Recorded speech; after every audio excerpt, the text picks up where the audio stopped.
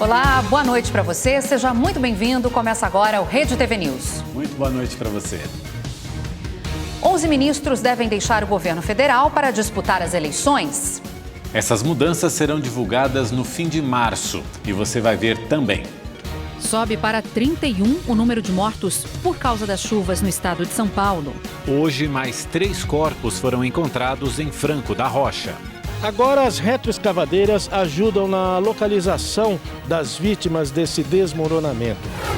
Em Pernambuco, polícia está à procura de um agricultor suspeito de estuprar e matar 2 jovens. O suspeito dos crimes ficou conhecido aqui em Glória do Goitá como o Novo Lázaro.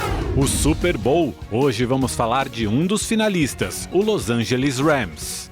Esses assuntos e muito mais você acompanha depois do intervalo. Fique com a gente e aproveite!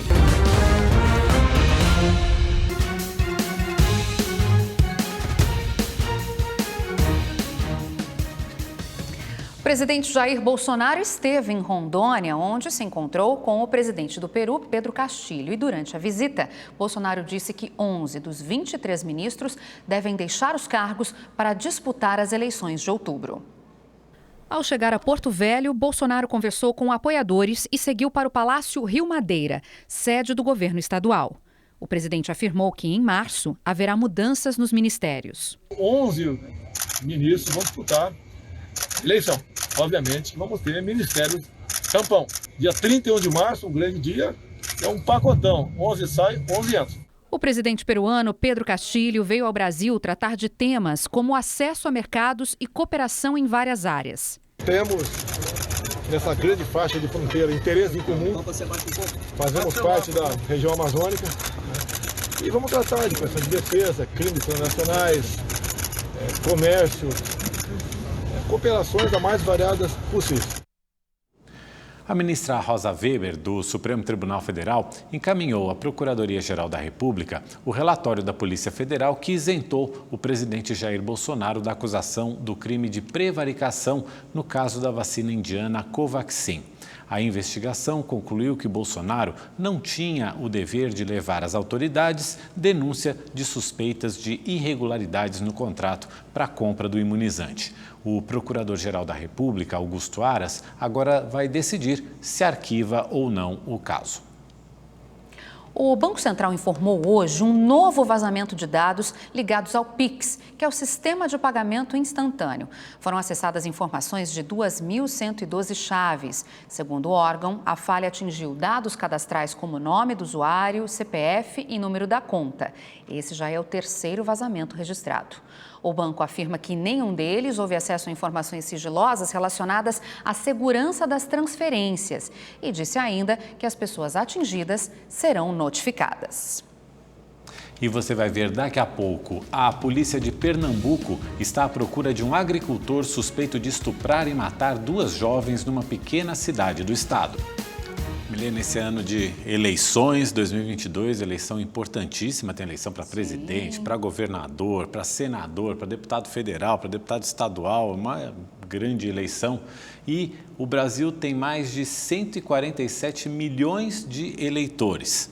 Esses eleitores têm 90 dias a partir de agora para regularizar o título ou solicitar qualquer tipo de alteração que for necessária. Inclusive quem vai estrear, exercendo aí o seu direito de cidadania, a sua obrigação também, os adolescentes que vão completar aí 16 anos até o dia 2 de outubro já podem fazer o alistamento e se prepararem para votar pela primeira vez.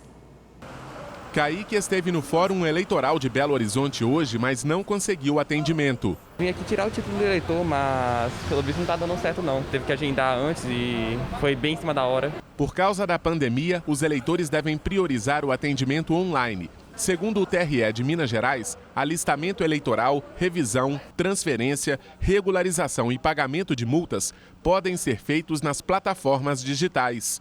Com isso, ele evita vir ao cartório, enfrentar filas, a aglomeração e o contágio. Nós gostaríamos muito que os eleitores somente procurassem os cartórios em último caso. Faltam 8 meses para as eleições deste ano, mas o prazo para regularizar ou tirar o título de eleitor termina no dia 4 de maio.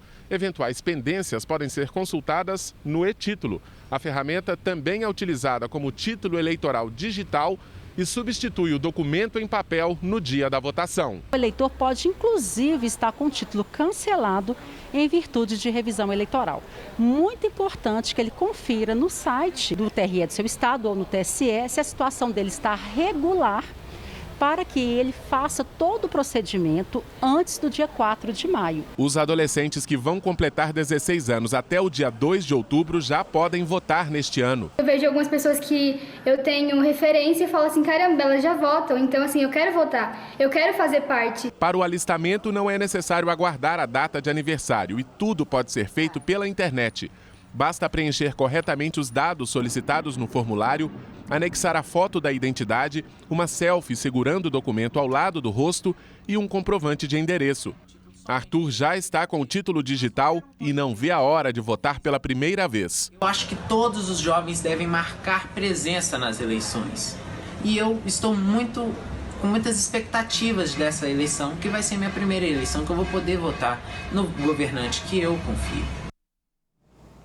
Agora os números da Covid-19 no Brasil. Segundo o Ministério da Saúde, 22.602.000 pacientes se recuperaram da doença. 2.859.000 continuam em acompanhamento. E desde o início da pandemia, mais de 630.000 pessoas morreram de Covid-19 no país. A Agência Nacional de Vigilância Sanitária, Anvisa, recebeu pelo menos 28 pedidos de registro para comercialização de autotestes de Covid-19 no Brasil. O método já é usado nos Estados Unidos e em países da Europa, como Reino Unido, Portugal e Itália. Quando liberado pela Anvisa, o autoteste estará disponível em farmácias e estabelecimentos que comercializam produtos hospitalares. Ainda não há um modelo para demonstração, mas ele será parecido com o antígeno. É só inserir o suave, que lembra um cotonete, a 2,5 centímetros de cada narina e girar 5 vezes. Em seguida, o cotonete deve ser inserido no reagente, girado mais 5 vezes e depois o líquido deve ser colocado na placa de leitura.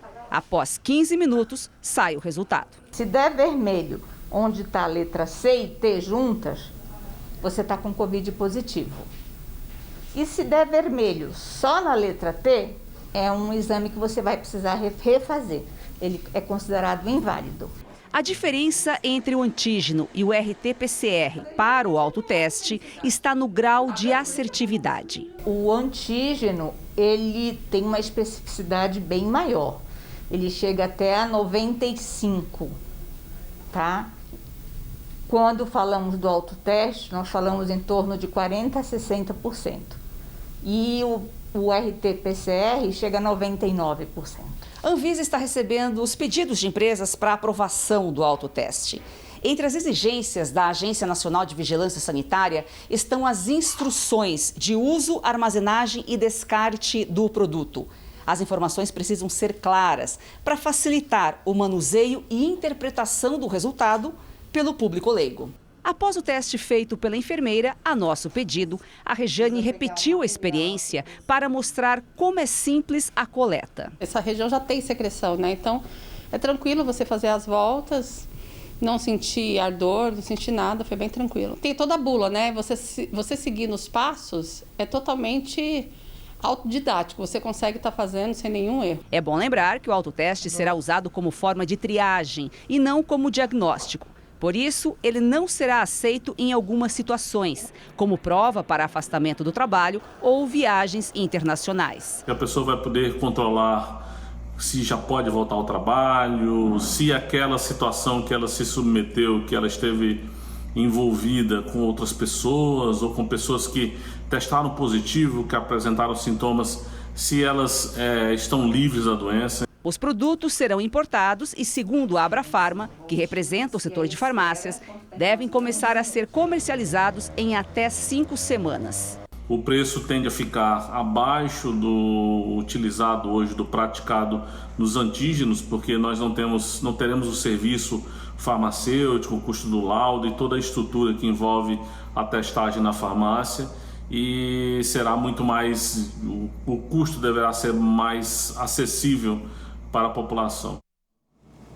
E agora a gente mostra para você os dados da vacinação aqui no Brasil. A gente vai mostrar aqui no nosso telão. Os números são os seguintes. 166.118.630 pessoas já tomaram a primeira dose, isso corresponde a 77,87% da população. Para a segunda dose, são 150.363.952, ou 70,49%. E a dose de reforço já foi tomada por mais de 49.400.000 pessoas, ou 23,17%, num total de doses aplicadas que supera os 365 milhões até o momento aqui no Brasil. E nós também temos informações aqui no nosso telão a respeito dos estados que mais vacinaram suas populações até o momento com 2 doses. São Paulo segue na liderança, 80,12% da população já estão vacinados. Piauí em segundo lugar com mais de 77%. Minas Gerais com 74,27% em terceiro lugar. E agora você acompanha a previsão do tempo para sexta-feira. Quem traz as informações é o Igor Silveira. Olá, boa noite. Olha, a sexta-feira ainda vai ser quente e abafada. E como a gente vê aqui no mapa, os termômetros passam dos 30 graus em grande parte do Brasil. Só que a combinação de calor e umidade acaba formando nuvens carregadas e, consequentemente, o mapa fica assim, com céu carregado em grande parte do Brasil e pode chover a qualquer hora, principalmente na região norte, no centro-oeste e no sudeste, onde a instabilidade continua em São Paulo, no Espírito Santo e no Rio de Janeiro. O sol até aparece entre nuvens, mas chove em pontos isolados. Em Belo Horizonte, o dia fica nublado, tem previsão de chuva e não esquenta muito. A máxima amanhã não passa dos 27 graus. Já no Nordeste, dia ensolarado no interior e no litoral pode ter variação de nuvens, mas não deve chover. No Centro-Oeste, tem previsão de pancadas de chuva acompanhada de trovoadas em praticamente toda a região. No Sul, céu carregado e com chuva isolada no período da tarde. Isso vale, olha só, para os 3 estados. Até sábado, nada muda. Bom, e para saber mais sobre a previsão do tempo na sua cidade, é só entrar no site da Rede TV. Eu fico por aqui, uma ótima noite e até mais. Vamos falar então das consequências das chuvas dos últimos dias. Os bombeiros localizaram mais 4 corpos de vítimas de deslizamentos de terra provocados por toda essa água que caiu no último domingo em Franco da Rocha, na Grande São Paulo. 3 pessoas ainda estão desaparecidas. Como já se passaram mais de 72 horas da tragédia, é baixíssima a chance de encontrar sobreviventes. Por isso, os bombeiros liberaram os voluntários que ajudavam na retirada da lama e passaram a usar máquinas nas buscas, além de cães farejadores. Agora, as retroescavadeiras ajudam na localização das vítimas desse desmoronamento. Na madrugada desta quinta-feira, os cães farejadores indicaram 2 pontos. Num desses pontos, os bombeiros localizaram 2 corpos. Caio Rodrigues, de 36 anos, e o sobrinho dele, Vitor Rodrigues, de 10. Durante a tarde, mais 2 vítimas foram encontradas. Os corpos foram encaminhados ao IML para a identificação. A previsão de mais chuva para os próximos dias deixa os bombeiros apreensivos. Quando chove em um local que já está bastante encharcado, isso faz com que novos deslizamentos de terra aconteçam. Então, nos vemos obrigados a interromper momentaneamente e aguardar até que ofereça a possibilidade dos retornos. Ainda há desaparecidos. São vizinhos do Richard, que por pouco não teve a casa atingida. Todas as vezes que eles passavam aqui, toda vez, opa, tudo bem? Tudo bem, irmão? Me chamam de irmão. Tudo bem, irmão? Tudo bem, irmão? E infelizmente, acabou para eles. A cidade foi a mais afetada pelos temporais. Segundo a Defesa Civil, 62 casas estão interditadas. Em todo o estado, mais de 5.500 famílias estão desabrigadas ou desalojadas. Até o momento, 31 mortes foram confirmadas, 15 só em Franco da Rocha. O governador de São Paulo, João Dória, esteve na cidade e anunciou a liberação de mais recursos para a recuperação urbana e assistência às vítimas. 5 milhões serão depositados amanhã, fundo a fundo, na Prefeitura. Os outros 3 milhões até terça-feira da semana que vem. Temos que ser rápidos, objetivos e sermos solidários também à população, especialmente ao prefeito, que tem uma missão difícil e dolorosa aqui em Franco da Rocha. O reparo da cratera que se abriu na Marginal Tietê, em São Paulo, continua em execução e já evoluiu bastante, tanto que hoje os engenheiros liberaram o tráfego da pista central da via. 2 dias nessa situação. Irmã do Marquete, mano. Se eu fizer isso aqui, eu atravesso. Agora você tem que fazer para lá e para cá, porque para cá não passa. Entendeu? O buraco tá lá na frente. Desde terça-feira, trafegar pela Marginal Tietê, em São Paulo, virou um teste de paciência. Bastante transtorno, viu? Inclusive tá gerando transtorno nos bairros ao redores. A cratera que se formou ao lado das obras de uma futura estação da linha 6 do metrô travou o trânsito na pista local da Marginal. Apenas a pista expressa foi liberada aos motoristas. Um pouco de dificuldade, principalmente para mim que sou do interior, não muito familiarizado com esse trânsito aqui, dificulta. Para fechar a cratera, a Acciona, concessionária responsável pelas obras, usou 4.000 metros cúbicos de concreto, o equivalente a 650 caminhões betoneiras. O serviço de estabilização do buraco terminou ontem à noite. Os engenheiros da concessionária e do governo paulista realizaram uma vistoria no local da obra hoje pela manhã. Eles constataram que o serviço de reparo oferece a segurança necessária e, por isso, decidiram pela liberação da circulação de veículos na pista central da Marginal Tietê. A empresa descartou a colocação de estacas de contenção do solo. O próximo passo será preencher totalmente o poço com material rochoso. Ainda não existe prazo para a conclusão do reparo. A pista local seguirá interditada. Apesar disso, as obras da linha laranja, que liga a zona norte da cidade ao centro, não serão afetadas e o prazo de entrega permanece para 2025. A Sabesp e a Secretaria de Transportes Metropolitanos contrataram um instituto para investigar as causas do acidente. Nós agora vamos fazer uma conexão ao vivo com o Rio de Janeiro, onde 6 suspeitos morreram e um policial militar ficou ferido durante uma ação da Polícia Militar em Belford Roxo, na Baixada Fluminense. Quem tem essas informações e conversa agora conosco é o repórter Tony Vendramini. Boa noite, Tony. Conte pra gente qual foi o objetivo dessa operação. Boa noite, Milena. Boa noite, Mauro. Muito boa noite a todos que nos acompanham. Os objetivos dessa operação em Belford Roxo foram coibir a prática de crimes na região, intervir numa disputa entre quadrilhas rivais e localizar esconderijos de armas e drogas. Segundo a Polícia Militar, os agentes foram recebidos a tiros e revidaram. No confronto, 9 suspeitos foram baleados e levados para o hospital. 6 morreram, os outros 3 foram presos. Além deles, mais 7 suspeitos foram detidos. Segundo a polícia, eles pertencem ao tráfico de drogas. Os policiais apreenderam fuzis, pistolas, granadas e drogas. Um policial militar foi atingido no braço, levado para o hospital, medicado e já recebeu alta. A ação aconteceu no dia em que o Supremo Tribunal Federal determinou que o governo do Rio de Janeiro adote medidas para reduzir a letalidade durante as operações policiais. Agora o Estado tem um prazo de 90 dias para apresentar um plano detalhado do que vai ser feito. Ao vivo do Rio de Janeiro, Tony Vendramini para o Rede TV News. Obrigado, Tony. E a gente continua com o noticiário do Rio de Janeiro. A polícia ouviu hoje 7 testemunhas no caso do congolês Moise, que foi espancado e morto na Barra da Tijuca.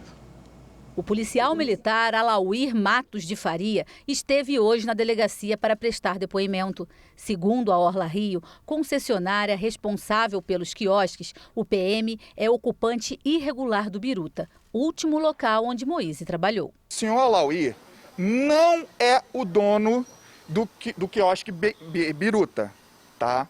Qual é o vínculo dele com o quiosque? O quiosque, parece que o dono do quiosque é um senhor chamado Celso, que é amigo do senhor Alauir.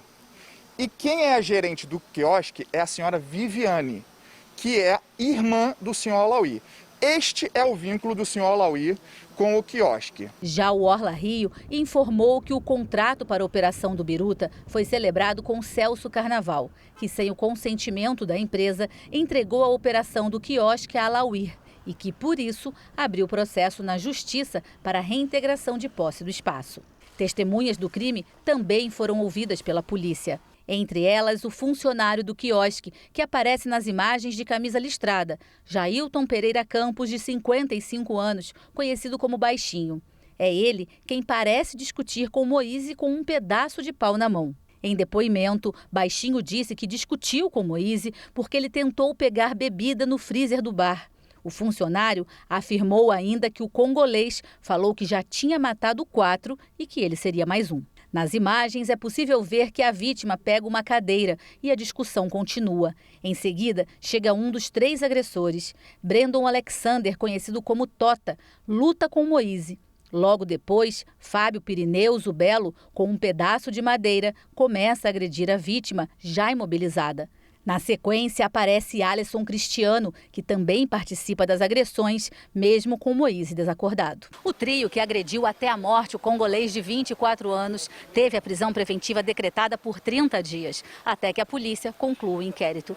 Em depoimento, eles assumiram a participação do caso, mas negaram que tiveram a intenção de matar. 2 deles são lutadores de artes marciais e em nenhum momento declararam arrependimento pelo que fizeram. À polícia, Brandon Alexander disse que estava defendendo o Baixinho.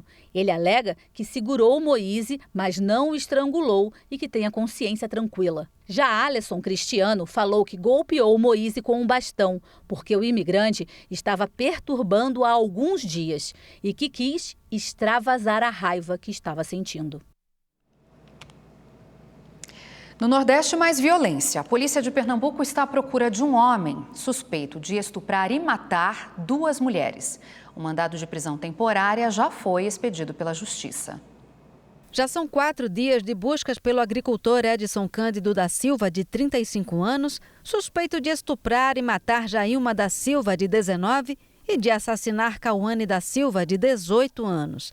A procura se concentra em sítios da região de Glória do Goitá, a cerca de 65 quilômetros do Recife, onde os corpos das vítimas foram encontrados.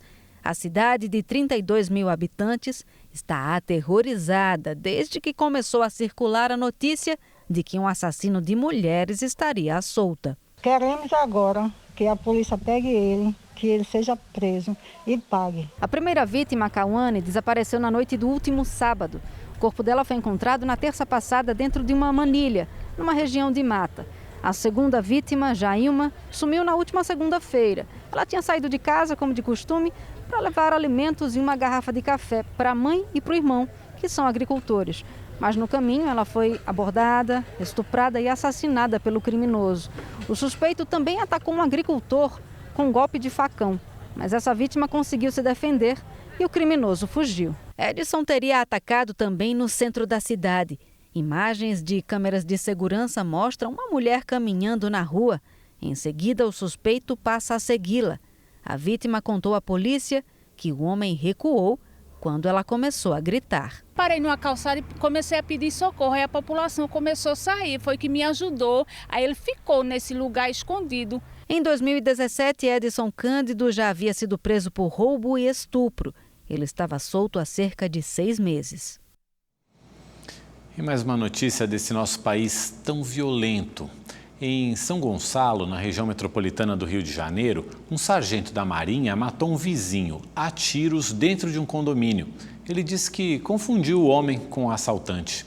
Imagens das câmeras de segurança mostram um momento em que Durval Teófilo Filho, de 38 anos, chega ao condomínio. Ele é atingido por 3 tiros disparados de dentro de um carro pelo sargento da Marinha Aurélio Alves Bezerra, vizinho de Durval. A vítima cai e pouco depois o militar desce do carro. Ele caminha até Durval e, ao se aproximar, descobre que ele estava desarmado. Depois de perceber o erro, Aurélio volta para o carro e procura o telefone celular para pedir ajuda. O militar foi preso em flagrante e indiciado por homicídio culposo, quando não há intenção de matar. Ele afirmou que disparou porque achou que o vizinho era um assaltante. Durval, que era casado e tinha uma filha de 6 anos, ainda foi levado para um hospital, mas não resistiu. Na zona leste de São Paulo, um policial civil reagiu a um assalto e baleou o criminoso. O ladrão se aproxima com a arma na mão. Ele aborda o casal que chegava em casa. O assaltante tenta tomar as sacolas da mulher. Nesse momento, o policial, que está com uma criança no colo, saca a arma e atira no criminoso, que cai imediatamente. Em seguida, ele entrega o bebê para a mulher. 2 homens ajudam o policial a imobilizar o assaltante. O estado de saúde do criminoso não foi informado. Em Fortaleza, um criminoso também se deu mal ao tentar assaltar um posto de combustíveis. A câmera de segurança do local registrou toda a ação. As imagens mostram um frentista sendo abordado pelo assaltante. Ele reage e, em seguida, um outro funcionário tenta ajudar o colega dando um chute no bandido. Os 2 frentistas conseguem desarmar o assaltante, que foge. Segundo a polícia, até o momento ninguém foi preso. 2 homens foram assaltados por um falso entregador em Santo André, no ABC Paulista. As vítimas aparecem conversando na calçada quando o criminoso chega de moto e saca a arma. Ele desce, pega o celular dos 2 e foge. O assaltante ainda não foi identificado. No Rio de Janeiro, o produtor musical do grupo de pagode Clareou foi assaltado durante um arrastão na Barra da Tijuca, zona oeste da cidade. André Sorriso estava saindo de uma boate com a banda quando foi abordado. Os bandidos levaram o carro e o celular dele. Depois, os criminosos atacaram outros motoristas. Um policial militar de folga reagiu e houve troca de tiros. O carro do PM foi atingido por pelo menos 9 disparos. 3 criminosos foram presos e 1 fugiu. Segundo a polícia, um dos detidos é suspeito de envolvimento na morte do cirurgião plástico Cláudio Marcilli, em outubro do ano passado. Na ocasião, o médico também teve o carro roubado. A Justiça de Minas Gerais aceitou a denúncia do Ministério Público e tornou réu o cantor Eduardo Costa por estelionato.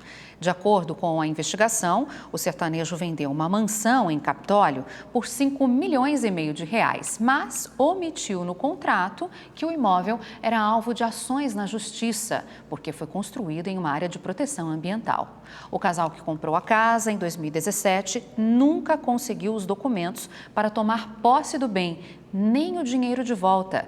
A assessoria de Eduardo Costa falou que o cantor não vai se pronunciar sobre o assunto. Ainda não há data para o julgamento.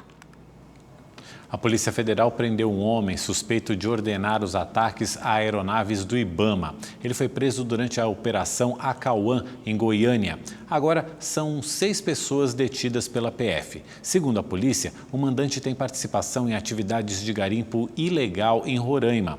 Além dele, foram presos o motorista, 2 suspeitos que intermediaram o pagamento e 2 homens que invadiram o aeródromo de Manaus e incendiaram as aeronaves. A Polícia Federal do Paraná fez uma mega operação e prendeu 12 pessoas suspeitas de lavar dinheiro do tráfico de drogas. De acordo com as investigações, o grupo já movimentou cerca de 4 bilhões de reais. A ação aconteceu em 6 estados. Na casa de um dos investigados, em Dourados, no Mato Grosso do Sul, a polícia encontrou $6 mil dentro de uma parede. A mesma quantia foi apreendida em Cuiabá, no Mato Grosso. Além do dinheiro, carros e relógios foram apreendidos. De acordo com as investigações, a quadrilha era chefiada por familiares do narcotraficante Luiz Carlos da Rocha, conhecido como Cabeça Branca, preso desde 2017. A polícia descobriu ainda que o controle do dinheiro era feito por doleiros e donos de casas de câmbio no Paraguai, onde foram cumpridos 7 mandados de busca e apreensão. Para se ter uma ideia do poderio financeiro dessa organização, foi apurado que empresas ligadas direta ou indiretamente a apenas um dos alvos movimentaram aproximadamente 4 bilhões de reais. Um sítio arqueológico de 3.500 anos foi encontrado na zona rural de Montes Claros de Goiás. A área, a 270 quilômetros de Goiânia, reúne vários registros dos antigos habitantes da região. O local, batizado de Toca da Anta, foi descoberto em 2019 e desde então pesquisadores realizam escavações e reúnem registros dos habitantes da área. Já foram encontradas cerâmicas quase completas, pinturas rupestres, sinais de fogueira e ossos de animais.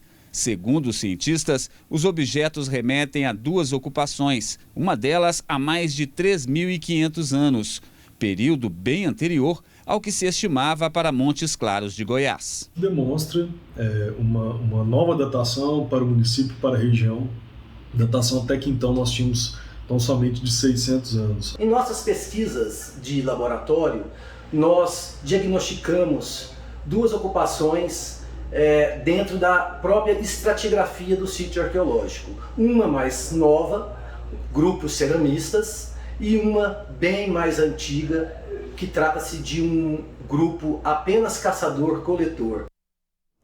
E os artefatos encontrados foram entregues ao Museu Histórico de Jataí.